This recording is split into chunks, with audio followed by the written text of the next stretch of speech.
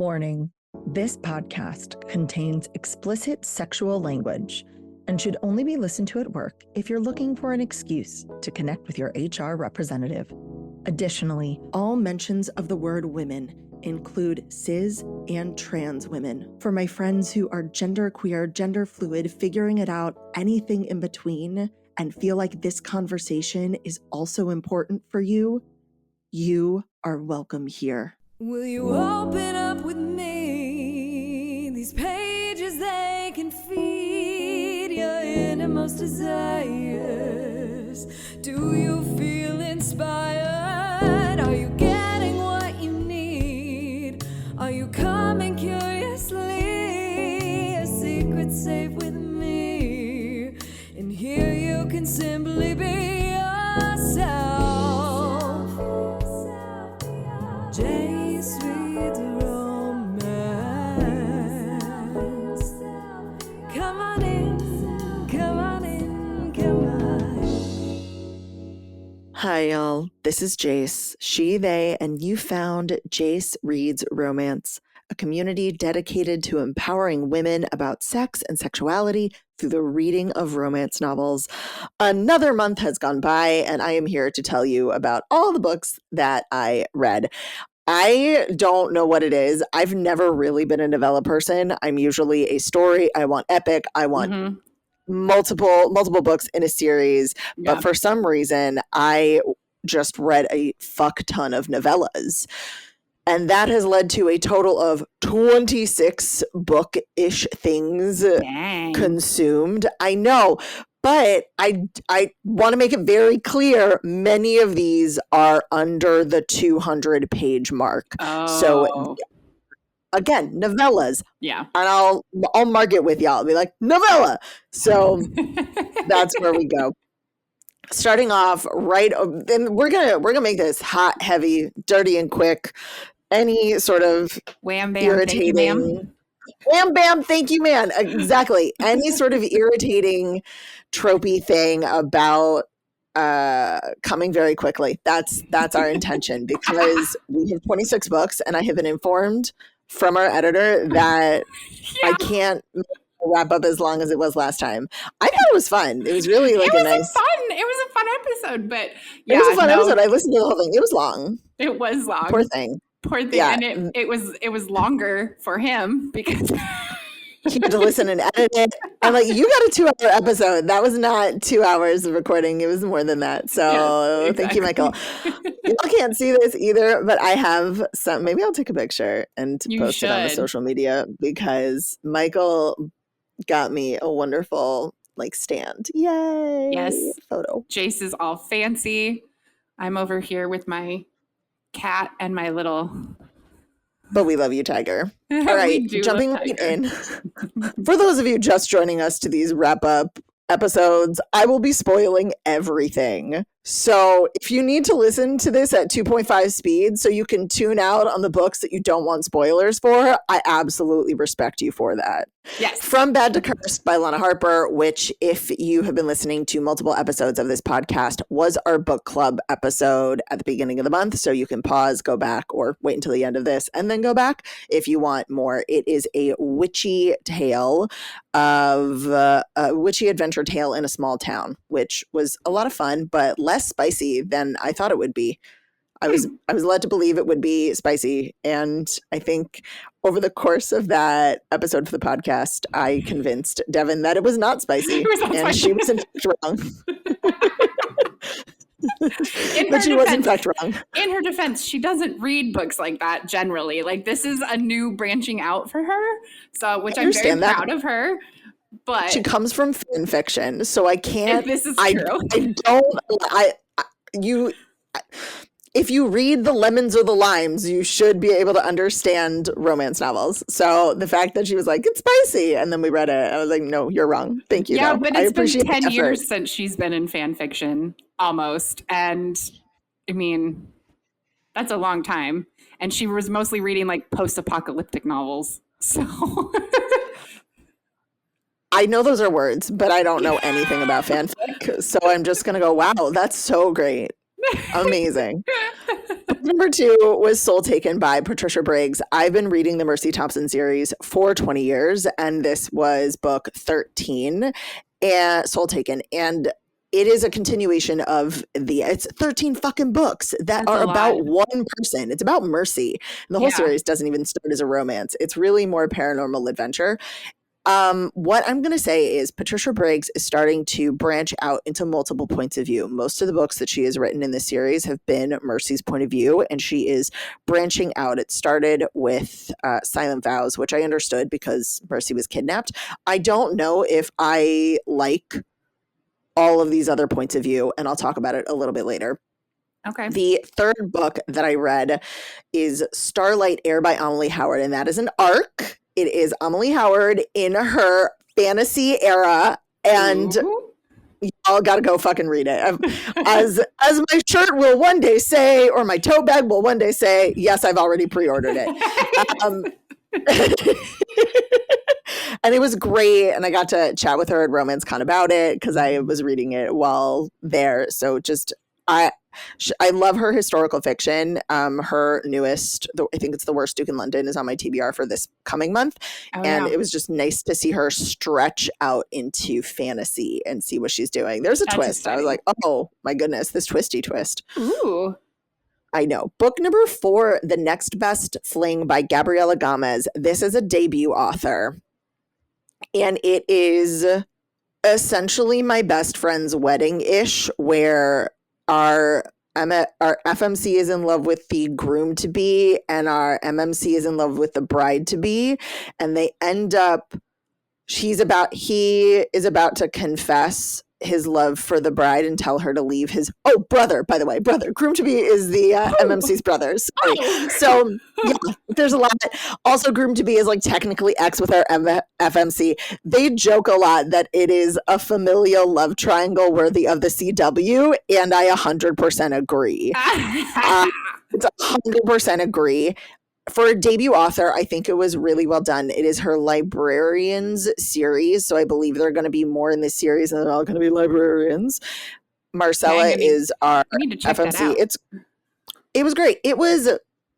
I labeled it as a spice level 1, and here's why. Gabriella browned out some of these sex scenes. So I'm like, wait, we just skipped over some things, and I'm confused. So it felt like I wasn't actually watching any intimacy, but I love the conversation around condoms. For a debut novel, I think it was an incredible job. Good. Flirting with Disaster by Naina Kumar is book number 5. Another arc. These are the only arcs this month, so don't worry about it. Another one that doesn't come out until next year. I liked Say You'll Be Mine. It was light, it was fluffy, and it was an easy read. I read it back in either May or June. This is so much better.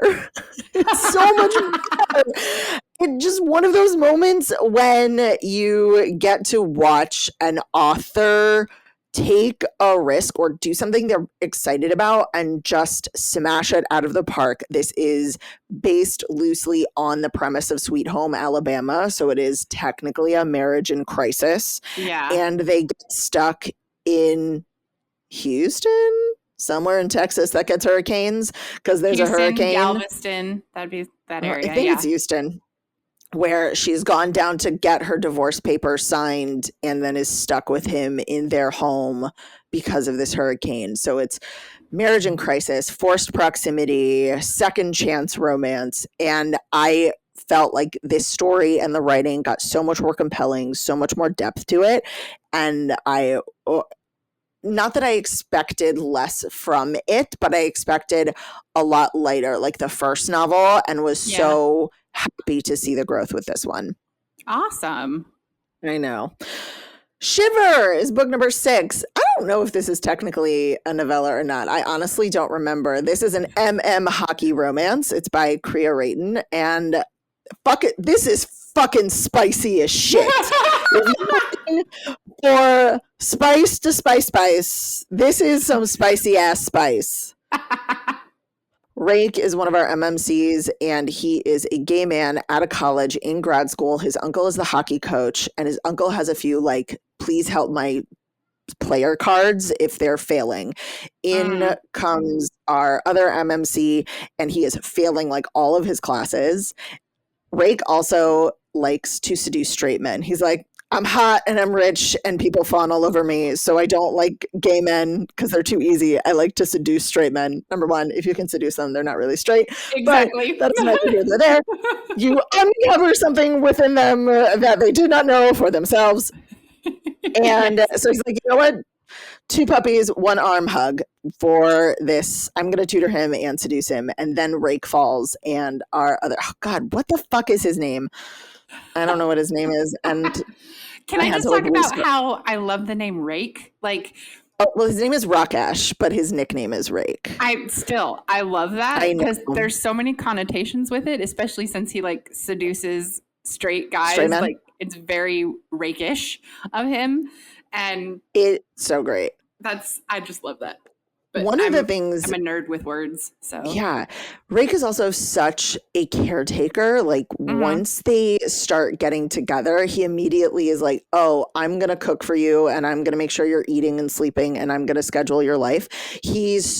Acts of service are clearly his love language. Yeah, and there were a lot of tropes in this that are very typical of straight stories that I hate. Like, oh my God, we're about to get married. I'm like, bitch, you're in college. Like, what? Calm the fuck down. Exactly. Egon, I found it. Egon is his name. And then in this book, I was like, Ghostbusters? I don't know. Yeah, I guess that's me and my nerdy knowledge. Sure, his name is Egon. Amazing. Yeah, but no, they get married over winter break after having known each other for like 4 months. Sorry, spoiler. Moving on. I'm now in the beginning of the novellas, which started with Unhinged, which if you are wondering why you know that title, it is the Door book. It's just known as the Door book now. It's by Vera Valentine. And you know what? I wasn't as mad about this because if you told me Zeus shows up, everything was easily explained once you brought Greek myths into it, because Greek myths are crazy. Yeah. I mean, Greek myths are crazy. And so once I was like, oh, Zeus is here? That makes sense. So much. No, we got it. So, you know what? I can suspend my disbelief enough. I thought it was literally just a sentient door. And no. Oh, I understand now so much. When you said Zeus and sentient door, I understand completely. Yeah. Do I think that there are things happening in this book that are physically impossible, especially based on the door that they have on the cover? Yeah, I do. But it's fine. I also believe that a door can fall in love with a person whose apartment they guard. It was more the FMC Tana. I'm now looking at a list of all the names. So I'm going to pause and be like, after this, and go through all the names of the main characters for the other books, because now I feel bad that I missed some of them. But Tana and Driss, I believe that Driss is in love with her. You can absolutely fall in love with her. The fact that Tana's like, whoa, I had sex with this door. Oh God, I can't believe that she falls. I don't understand how she falls so hard, so fast. Driss is the door. Yes, he takes his name based on an actor that Tana loves, Idris Elba. I'm like, well, at least I know you have good taste in real men. Yes. And he calls himself Driss. Okay. Right, okay. But they spell it D-R-Y-S, which also is, I think, nice because there are dryads involved. Again, Zeus. Once you say Zeus, everything makes sense. Okay, just pausing to go back to all of these main characters. From Bad to Cursed is Isadora or Issa and Rowan. Soul Taken is Mercy and Adam, the couple at the center of this, but it's really about Mercy. Starlight Air is about Soraya and Roshan. The Next Best Fling is Marcella and Theo. Flirting with Disaster, Mina and Nikhil. And Shiver, Rakesh and Egon. Cool. Now we're up to date, and I will make sure that I say these names. You're doing great. Thanks. I appreciate you. Michael, you keep that exact moment in the episode. Right? Okay, Pucking Wild. This is by Emily Rath. It is about Tess and Ryan. It is a hockey romance. I love Pucking Around, one of my favorite hockey romances of all time. And she did not disappoint with this book. There's also a lot more kink in this book. Okay. Tess is a bisexual woman and has many, many, many, many, many, many toys, which she uses on and with Ryan, whose nickname is Puppy because he's such a golden retriever. Okay. I fucking love these books. I love this world, and it is so spicy. It's 3 chili peppers in like 600 pages. It's a big book, like multiple. Yeah. It's more than 400, might be 400 or 500 pages. 3 chili peppers for that. There's a 15-page sex scene where no one has penetration. It's just oral back and forth. 15 pages. Holy fuck. I know. Yeah, they do. Yeah, they do. There's a scene where they have vibrating butt plugs. Tessa's is bigger because she's, done that before. And they're in a sauna and they have the controls remotes for the others. The controls for each other. It's so great. It's I so love that great. so much. Puppy. Then I read Pucking Ever After Volume 2, which is novellas. So Emily Rath is making this Jacksonville Rays series. The initial plan is that there are going to be 5 main books and a Pucking Ever After volume between all the big ones. So this is volume 2. It happens after. And these books are interconnected. You cannot read Pucking Ever After volume 2 without reading Pucking Wild. And in my opinion, you really can't read Pucking Wild without reading Pucking Around. So you're in for thousands of pages.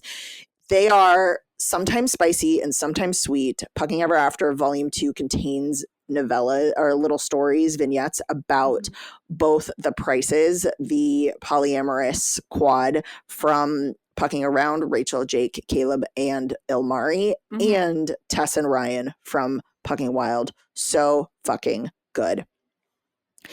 Only for the Week was book number 10.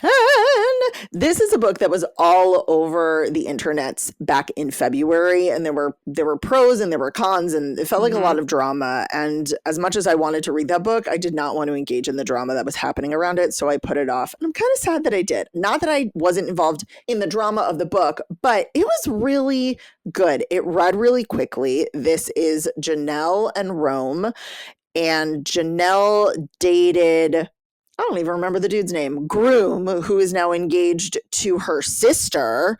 And Rome is Groom's best friend. I know. Ex is marrying your sister. Best man and her have like kind of a pseudo connection. And Rome has just been waiting his time till he can make his move. They're all down for this destination wedding. The bridal party is there an extra week early, and they start hooking up. And Janelle says, we can only hook up for the week because I don't want to get caught. Spoiler, it doesn't last for the week because Rome's like, now that I got you, I'm keeping you. Yeah. I think my favorite part of this book is, my favorite parts of these books are, number one, it is spicy. There's some good spice. But that Rome is a man with money.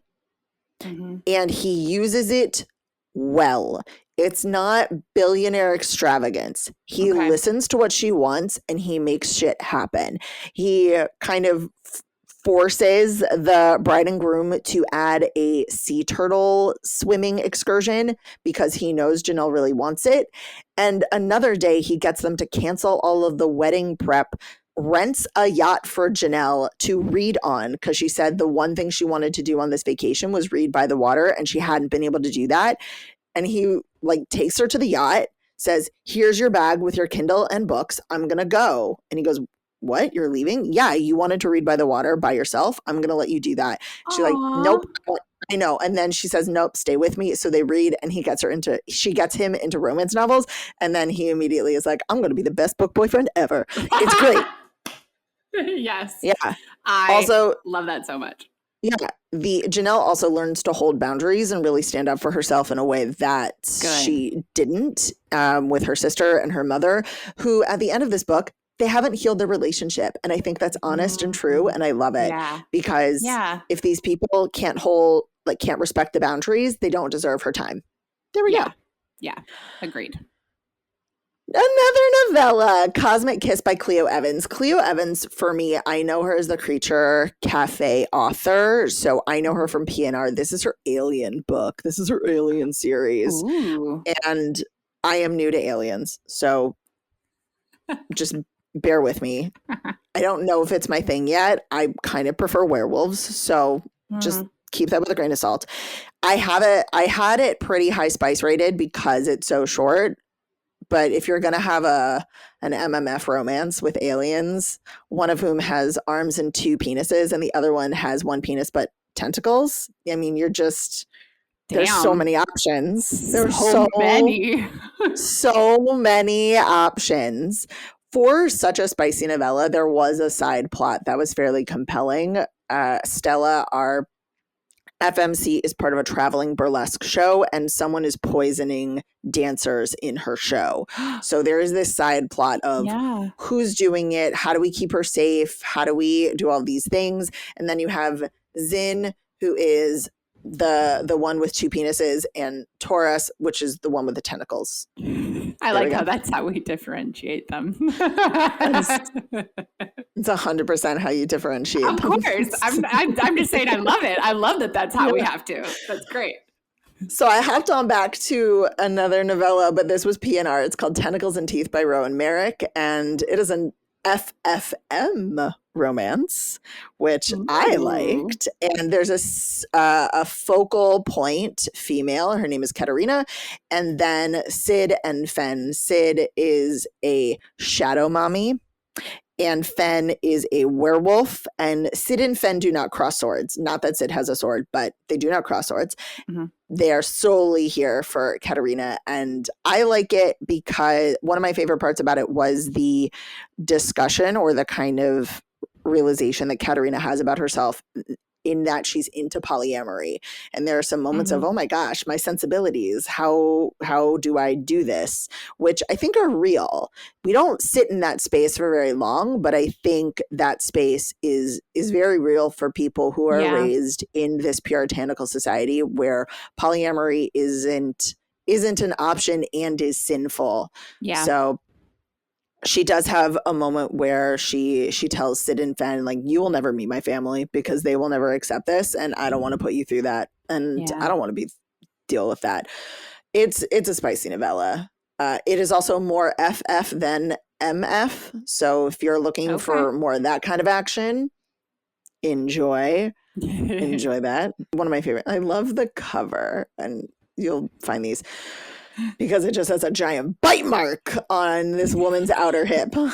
Yes. And I'm like, yeah, thank you. It helps that Sid has healing powers, and so any marks that they leave, they're like, oh, let's just heal you and fuck some more. There you go. Recovery time is 0 for everyone. Right. Next is another novella. I warned you. This is called Naughty or Nice by Inez Johnson. Now, I do not know why it's spelled Knotty or nice, because that spelling of the word not immediately implies werewolves / Omegaverse or bondage. And this novella has neither. What? Neither. I know. So the premise of this is a giant HR violation. So cover your ears, skip this if that's not. I just killed Sephi. Right as I take a drink. I killed her. Muriel, but don't call her Muriel, works as a sex toy tester and reviewer, but she doesn't believe in orgasms because she's never had one, and so she doesn't actually test the sex toys. Now, because she doesn't test the sex toys and has never had an orgasm, her reviews are shit. So she doesn't get her year-end bonus because her reviews are shit. And she was going to buy presents for her younger siblings with the money because her mom's a bingo addict and spends all the money. And bingo. Look, I do not write these tales. I am merely the vessel in which I tell you about them. So what she decides to do to make up the difference is sell the sex toys that she didn't use on eBay because they're prototype sex toys and surely someone will buy them. Right. And while she's in the the employee area swiping the toys. In walks the bossy boss, one of the three brothers who own the place. I actually want his brother's stories because both of them are in poly situations that sound fucking fascinating. Yeah. And he's like, hey, I have a new toy that I need tested right now. You're a tester. Let's do this. And he goes into the fucking room with her, which is apparently not an HR violation. And then is like, wait, you didn't have an orgasm. And she's like, no, I totally did. He's like, you didn't even turn it on. Turn on the fucking toy, person. And so she does and has an orgasm. And he's like, man, you're really hot. I'm going to fuck you now. And then they have sex and giant HR violation.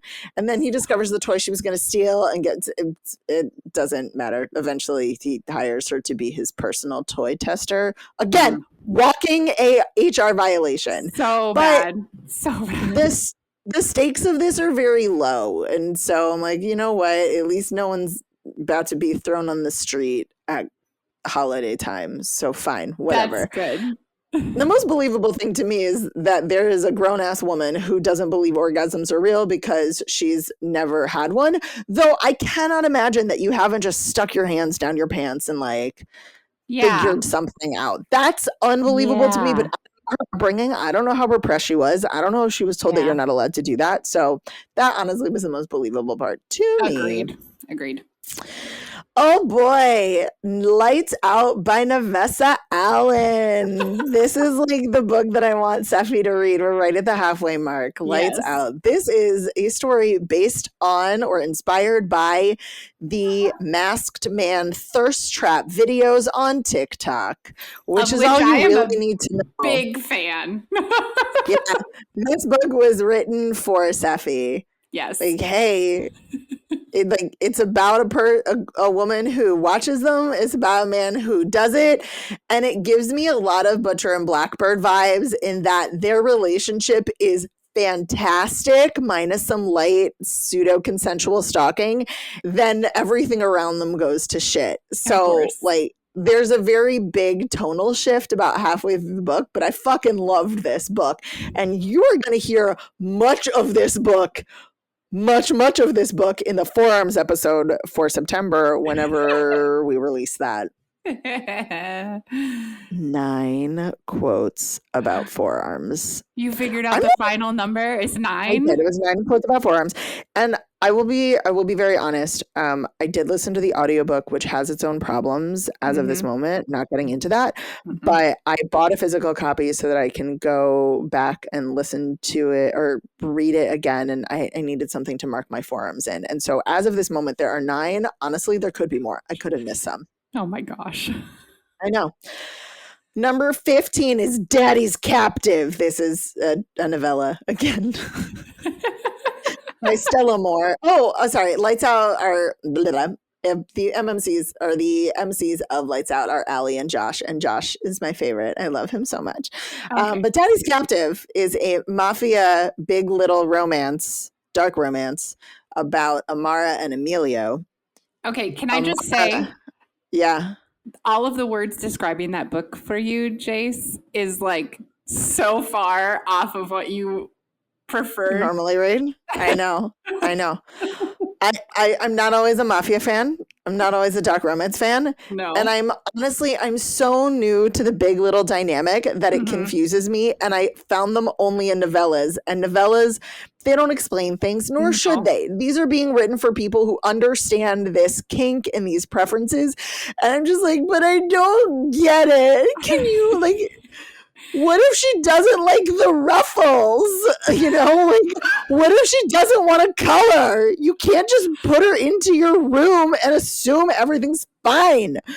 You should talk about this. But this one bothered me less because he kidnaps her and holds her hostage and forces her to be his little. So I'm like, you know what? You weren't going to ask her permission anyway. No. So. Or preferences or anything. So. Preferences or anything, though he does take into account her preferences. She's like, I don't like pink. And he starts to buy her like red frilly clothes and stuff. Oh, there you go. So it is nice. It is nice. But Amara is an assassin for her uncle in the mob, and her uncle basically says you have to kill Emilio. Not that he's a bad guy. I just owe someone a favor. And Emilio stops her and then holds her hostage. And she's like, but I've loved him from afar. And he's like, but I've loved her from afar. And you're going to be my little. Everyone in Emilio's life is totally aware of his preferences. He has a room. He has a whole room in his house for his littles. Everyone knows it's totally fine.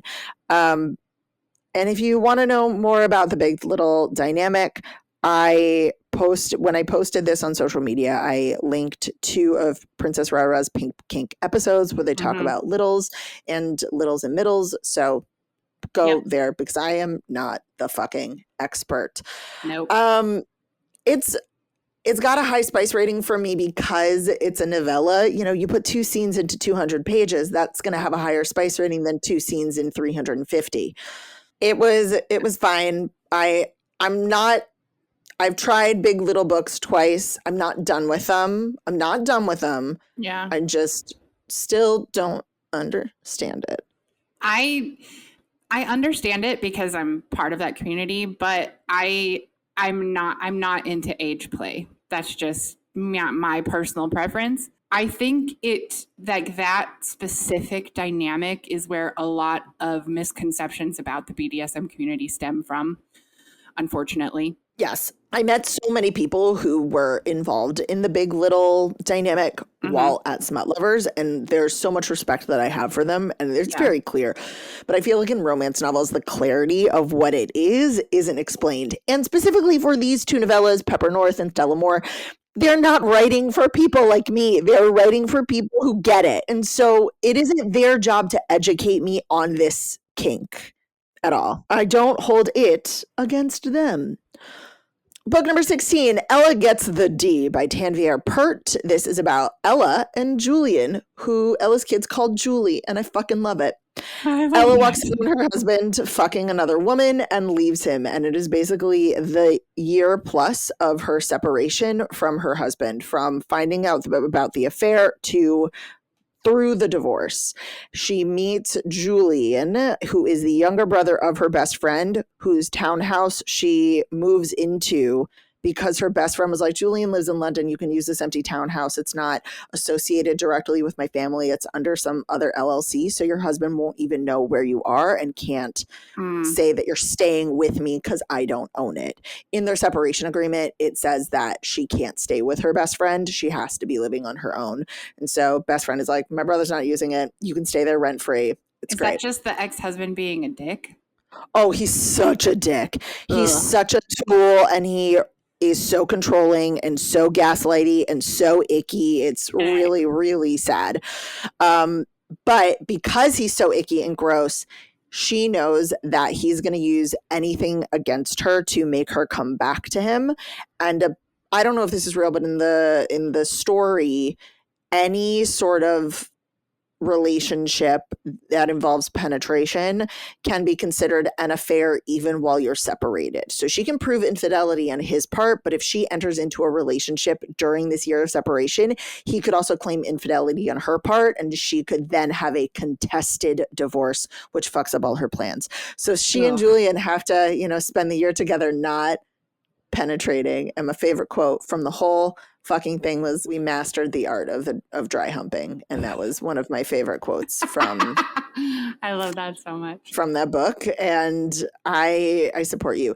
Weirdly, there were moments when this book felt long to me, and I get it that it took place over a year, but it just felt like a little bit draggy.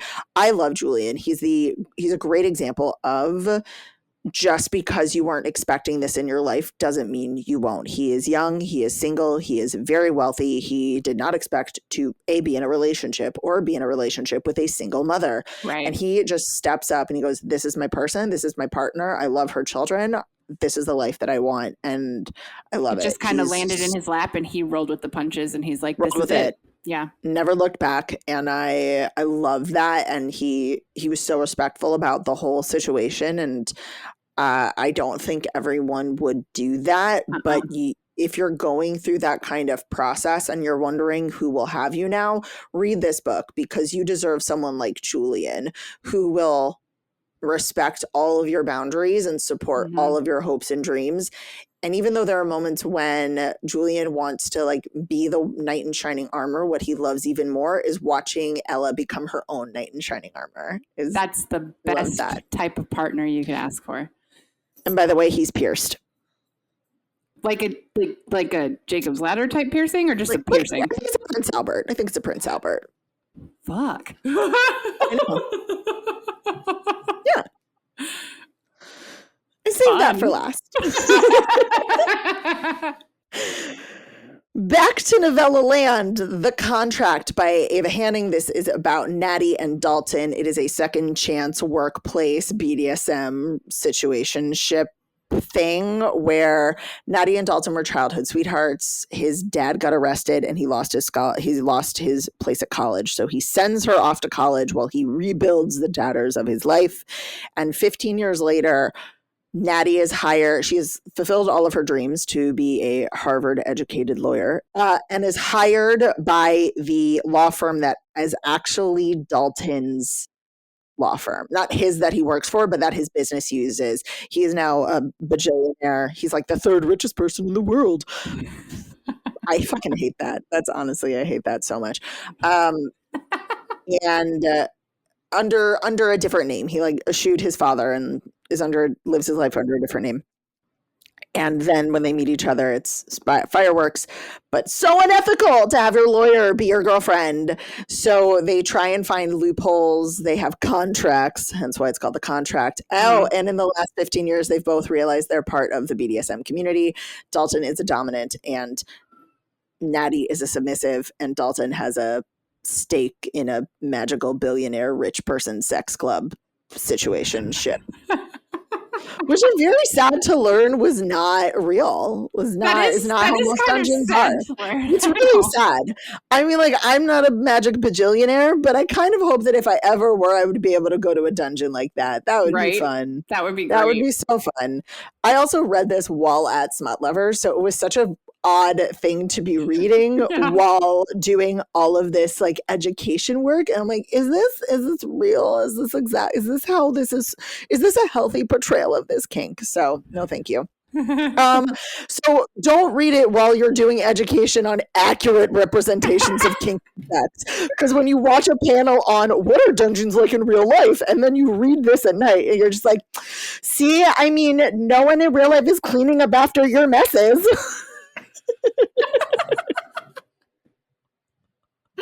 I love that. That's funny. Yep. Thank you. Next is The Secret Life of a Lady, which isn't, I think, technically a novella, but it wasn't very long. And this is a historical romp. I read it because it said it was supposed to be spicy. It wasn't really spicy. So that's okay. I mean, like, it wasn't spicy enough for me to feel like the title or the like qualifier of a spicy romp was really earned. But there is spice. There is spice. I like. This is one of those Regency novels. It's Queen Victoria era, so not technically Regency. Let's go with historical fiction about Hannah and Killian. Even though it's his last name, everybody calls him Killian. Nobody calls him Robert, so I say Killian. That's fair. Like this. Thank you. I like it because this is one of those historical fiction novels that throws the reality of what women were and how women acted out the fucking window. Hannah is a spy for Queen Victoria. She can fight. She can think. She's fluent in multiple languages. She's incredibly intelligent. And Killian is a spy for the Prime Minister. And that is not how women were back then. They weren't trained. They weren't raised that way. And I just love that. I also love in historical fiction when a woman takes agency of her own sexuality. And for her, she goes, wow, I'm attracted to this man, Killian. I've never been sexually attracted to anyone before. I'm going to be an old maid because I'm not a member of the town. I'm a spy and I am the bastard child of a lord. Yeah. So why not get my rocks off with the first person who's ever made me want to? And I love that. For a while, Killian tries to not take her virginity because that's the line he will not cross as a gentleman. So they do some nice fooling around. And I think the conversations that they have, the education around what is her body and anatomy, and she's like, but I totally know how to get myself off, was the right move. So I liked it. Don't believe it's spicy. Okay. Okay, book number 19, Winterlost, which is the most recent Patricia Briggs book in the Mercy Thompson series. And I told you I was going to come back to it. So Mercy and Adam are still the couple at the center of this. Everything's about Mercy. And this book was incredibly frustrating to me, and I will explain why.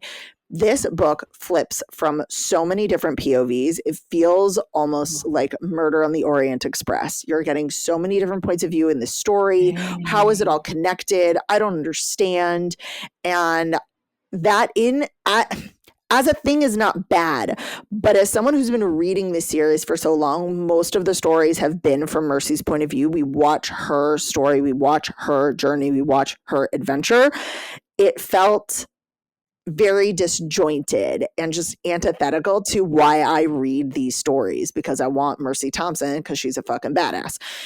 Right. Was the story bad? No. It also was about solving a problem that she made for herself in the previous book. And she, in this book and in Soul Taken, talks about a problem that she created from the book before that.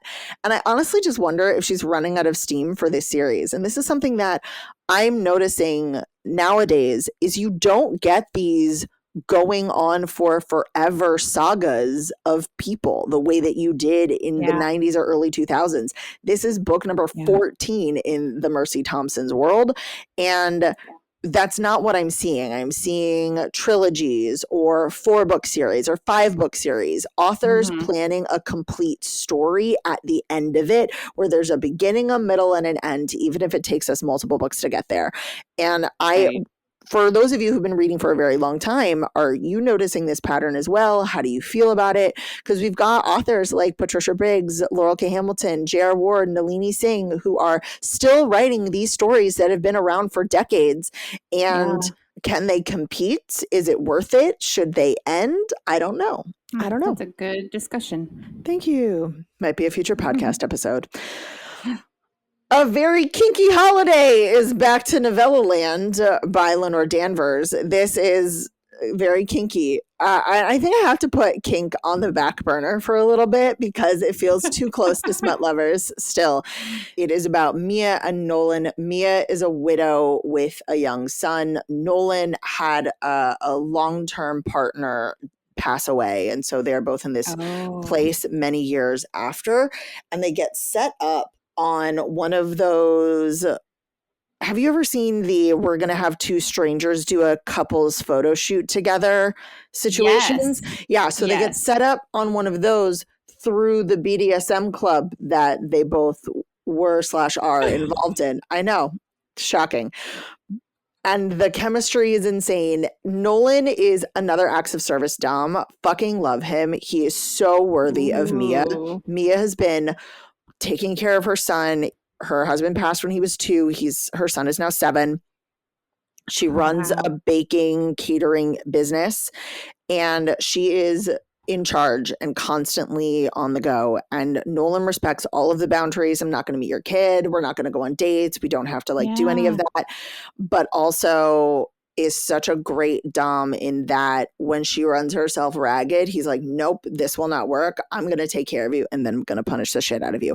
They talk about their limits. They talk about all of those things. Same with the contract. There were conversations about that I appreciated. Also, there were some things that happened in this book that I had never seen before. I know. Wow. I know. I had never seen before, and I was surprised and intrigued and kind of terrified. Kind of terrified. But I really liked them. It's very fast. It's very it's not very long. The stakes are fairly low in all of this. I mean, the worst thing that happens is when she runs herself ragged and he's like, nope, I'm going to call up your friend who can take care of your son for the weekend. I'm going to clean up this kitchen and feed you and make you take a nap and take a shower and hold you until you're feeling yourself. Make sure that you're taking care of yourself. We're going to have a conversation about the fact that you have been texting me and didn't mention that your son just got over the flu or a stomach flu at all, and that's not okay. And then I'm going to punish the shit out of you. Yes. So it was good. They don't talk about the dungeon, so I don't have any feelings about the dungeon. It's just really funny. Apparently, Mia's husband was one of the first founding members, so they have a lifetime membership that they don't have to pay for, which is the only reason she's technically still a member, because it's been 5 years. She had 5 years, yeah. She had self-collared herself in honor of him, and it was like a really beautiful moment when they kind of like moved through their history together. It was really, really, really lovely.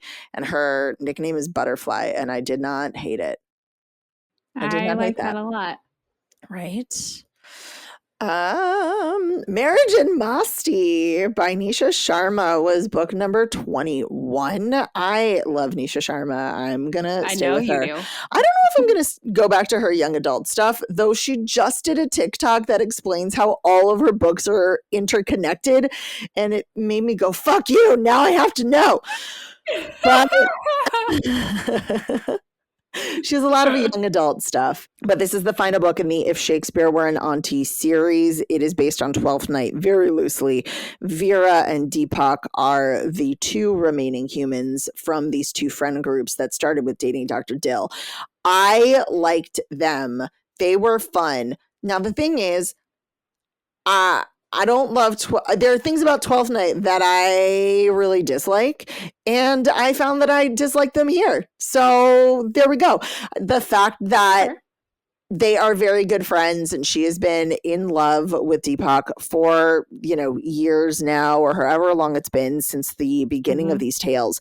And he has a moment where he's like, I kind of thought about her romantically and then realized I shouldn't do that. And I haven't thought about her romantically ever since. And I'm like, wait, what? Suddenly now you like get fake married while drunk in Goa, and you're like, wouldn't it be nice if this were real married? I love my best friend Vera. So I don't love that. Also, it was very fascinating because they get married in Goa, but they get married religiously. Legally, they're not married at all in this story. And so it was surprising to me how much stock they put in that religious ceremony over the legal one. And it isn't rectified in the majority of this story, or even talked about them getting legally married for the majority of this story. Interesting. There are some really spicy moments, but unlike Tastes Like Shekhar, I don't feel like they did a good job bringing in the kink light. So in Tastes Like Shekhar, Bunty is a bondage person, and he talks about bondage, and he explains what he's going to do, and he has safe words, and he has emergency scissors, and talks to Bobby about that. In this one, I was slightly disappointed because early in the story, Deepak calls Vera a brat, and I went, "Oh, you didn't! Oh, you didn't!" And then suddenly, at one point, not suddenly, I should look at my actual book, which is under a pile of other books because I'm shocker. I know. Yeah, so we've got like brat, but they don't get together, and then suddenly it's like, here's a power dynamic, I'm gonna punish you. I'm like, well, we didn't talk about this, we didn't introduce this. You don't get to say punishments unless you establish this. So it disappointed me. Now, if I could let that go, was it really sexy to fuck her by the open window so all of New York City could hear? Yeah, that was great. That's a lot of fun. But you don't get to call someone a brat without a discussion of, are these the dynamics you're interested in? Exactly. And she didn't call him daddy, so we didn't get that confusion. Other than that, the story was good. There's a lot of compelling. Olivia in this story is just as annoying as Olivia in 12th Night. So I think that's just the character, and I have to let it go. Just gotta let it go. Yeah. She's supposed to be a kind of a witch, and she lives up to that. So no worries. There are some not daddy issues, but Vera's dad is an absolute monster manipulator, and does get his comeuppance, which was nice. So it was a nice end to the series. I'm sad that it's over. And I I don't remember. I know she's got a lot of stuff coming up. That woman works so much. She not only is in grad school now part-time because she got one of her dream jobs in the DE&I space. She's been a full-time author for like a year or two now while going to grad school full-time. And so she switched it to part-time grad school, got her dream D&I job. And she was like, look, I don't know if another opportunity like this is going to show up. So I got to take it. And still is an author. Damn. It's nuts. She's amazing. She's amazing and brilliant. Book number 22 is a novella. It is Greed, which is a prequel novella to the Dark King series by Nikki Rome. Now, Nikki Rome, I bought the omnibus. It's so pretty. I'm showing Seffi. It's like foiled and it's pretty and there's rope and there's money and it's mafia.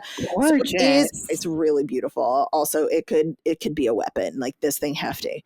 So the Dark King series does that thing that a lot of dark romance stories do, where it's 3 books, but they shouldn't be, because after each book I get really frustrated because it's clearly not the end and we haven't established things, and I'm like, it just feels unfinished, like you edged me but have no plans to complete me. So when I got the omnibus, I just bought the omnibus, I knew I wanted the Dark King series, and I was looking in it and it said Greed and went, what the fuck? It's a novella about a totally different character, and it's honestly been so long that I don't remember if they show up in the greater King story, and it doesn't matter. So Maya and Anton are the couple in this. They are tangential to the Dark Kings, Dante, Ares, and Nico, and it's a second chance romance. They're childhood sweethearts. They were together in an established DNS relationship, and then they had a miscarriage, which kind of broke them. And so Maya ran away and ended up turning tricks for someone else in the world. So she's been a call girl for the last 3 years, but no one told Anton. She shows up on his doorstep because she accidentally killed a John that got too handsy, and now the guy that she was working for is after her. She shows up completely beaten up by his goons, and literally in the first 3 pages there's a who did this to you. So if that's something that appeals to you, it's a lot. It's like very violent. It's very there are a lot of trigger warnings. Check your trigger warnings. But they have an established relationship. They have an established dynamic. Their limits, their conversations, their safe words have all happened before the book takes place. So while we don't witness it, it's normal. And we do see Anton use a lack of aftercare as kind of a weapon against Maya. And I was like, oh, no, you didn't. They don't officially say that they're back together. And so he's trying, like, she's still saying she's going to leave him. And so I get it. He's trying to keep his emotional distance. And she's like, but you didn't. Like, you made sure that I was okay, and then you just left. You didn't snuggle with me the way you used to. And like, of course you wouldn't the way you used to. But it wasn't it wasn't a complete lack of aftercare. It was just a lack of aftercare that she's used to from him. Okay. Yeah. He basically was like, all right, like, you're good. I'm going to tuck you into bed and I'm going to skedaddle. Gotcha. Okay. I feel better about that, as opposed to if he knows she needs aftercare and then didn't give it as like a punishment or some sort of weapon, like you said, that's not okay. But that makes more sense. I still don't like it. I don't like it. And she immediately is like, no, that doesn't work for me. And like goes into the room, and then they have a moment and he cares for her. Okay. It's a good moment. It's a bad thing and a good moment. Okay. Number 23, Blind Date with a Book Boyfriend. This is Lucy Eden. Oh my goodness. Number 1, I love her. I love her so much. I have such like a crush on this woman. Not like a sexual crush, just like an, oh my God, you're so cool. And this is like the fever dream wish of every romance girly. I'm saying girly specifically, but it really is human, about finding your book boyfriend in real life. So Jordan is a romance reader, and she meets Mike in a romance bookstore while they're looking at the blind date with a romance book table and he keeps guessing correctly what books are in which packaging because of the description, because he is also a romance reader. And then he takes her on this date around town. She's there for a job interview. He lives there. And they have this fantastic date where he takes her to lunch and they walk around and they go to a museum and he runs through a fountain for her and they share their first kiss. And it is so fucking adorable. He's like the cinnamon roll boyfriend that I want in my dreams.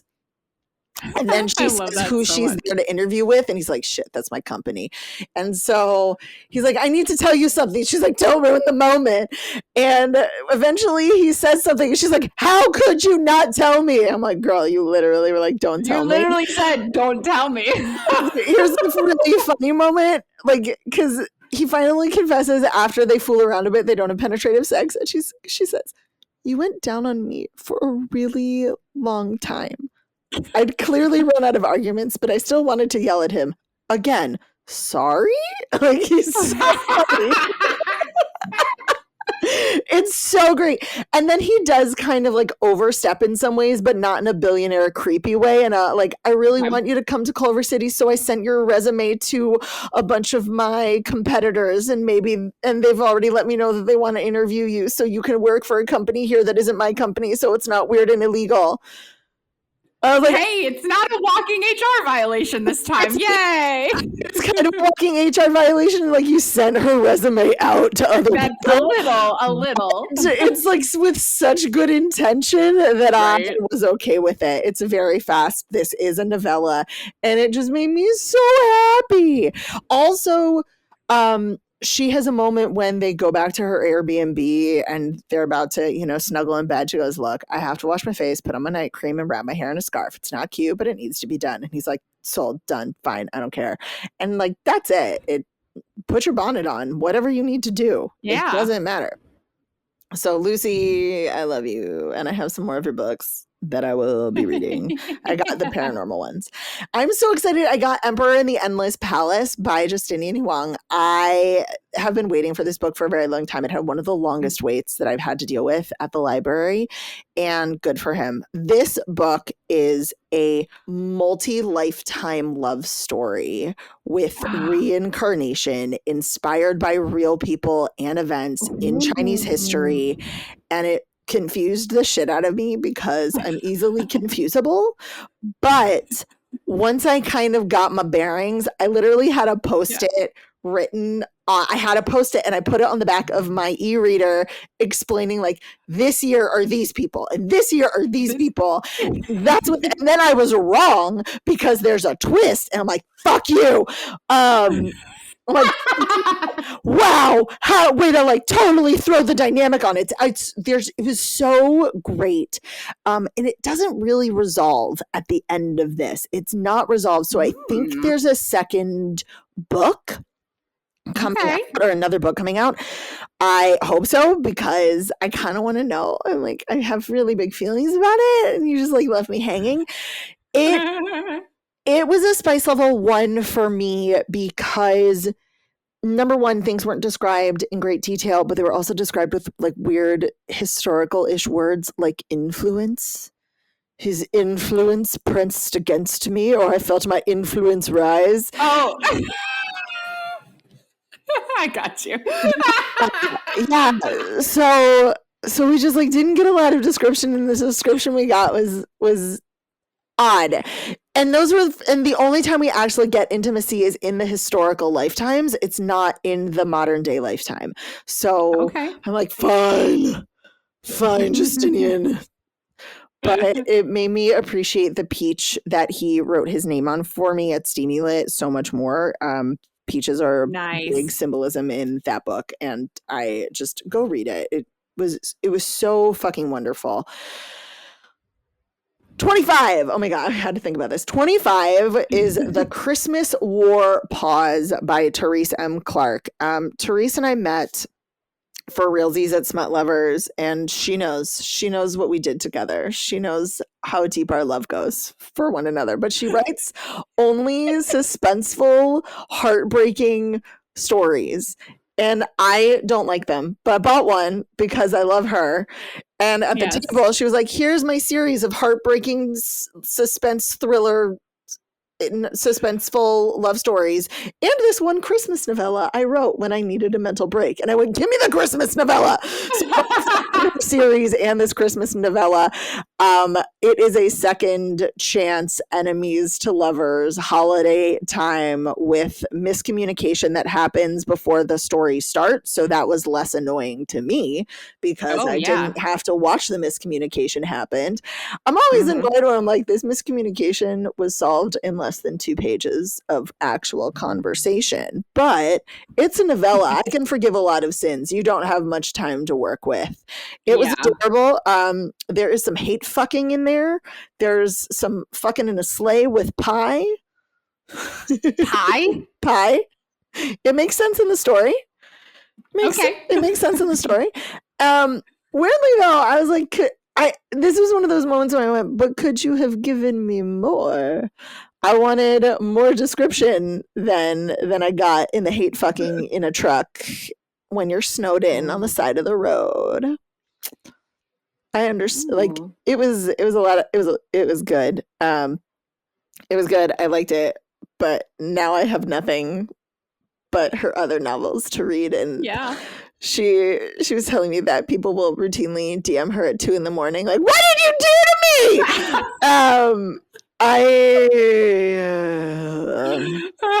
Yeah, that's gonna be me. Branch out, Jace. Branch out. You know what? I'll think about it.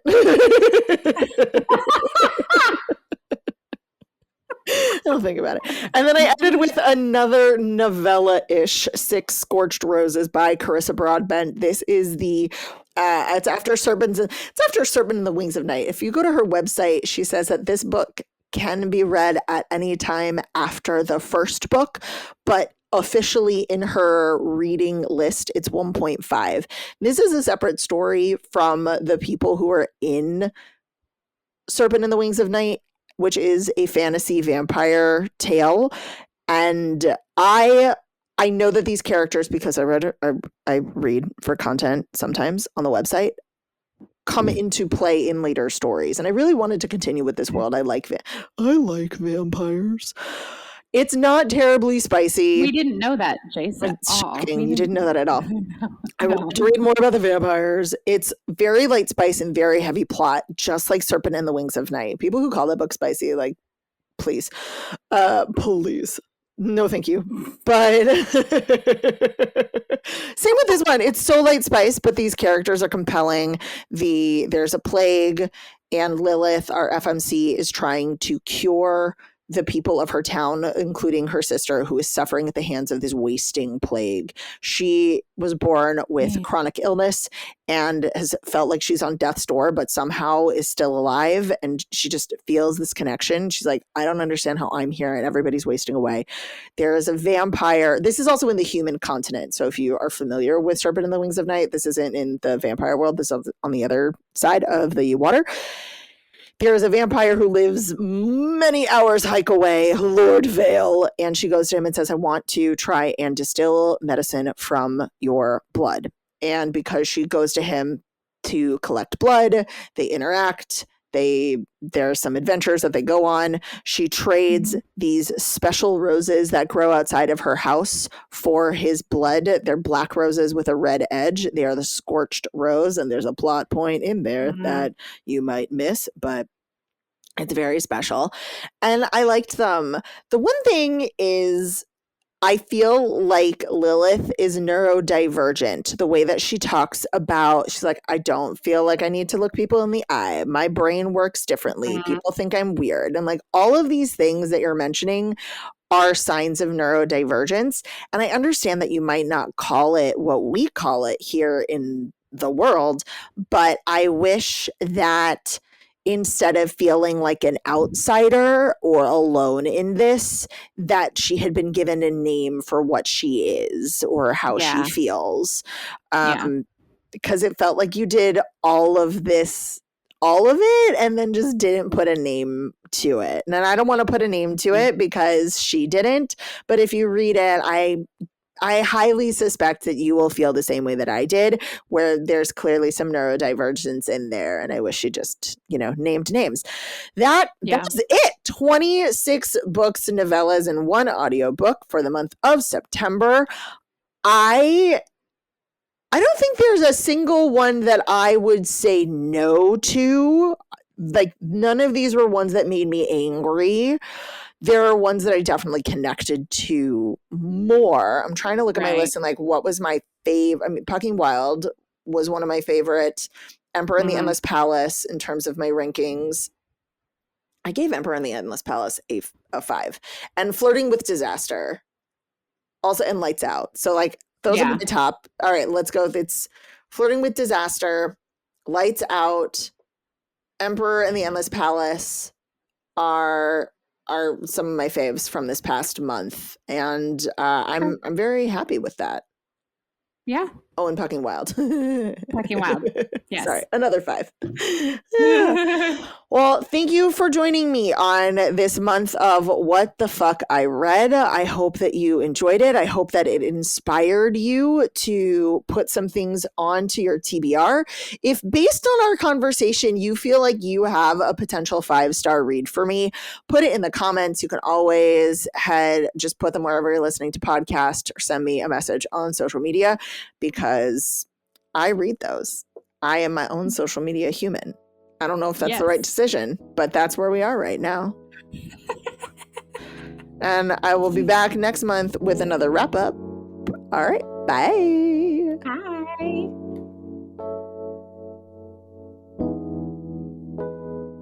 That's it for today, y'all. This has been a 3 Paws Productions podcast. Our producer is Seffi. Michael Achenbach is our patient editor. Our theme song is written and performed by Diana Weishauer. You can find show notes and so much more at jacereadsromance.com. That's JAYCE Reads Romance. Follow along on TikTok and Instagram at Jace Reads Romance. If you'd like to ask a question or share a story for the podcast, call and leave a message at 661-JACE-RR. That's 661-529-2377. Or send an email to jace@jacereadsromance.com. Finally, like and subscribe so you can get every episode when they drop. You can also leave us a review to help others find us. And remember, this is Jace holding space for you.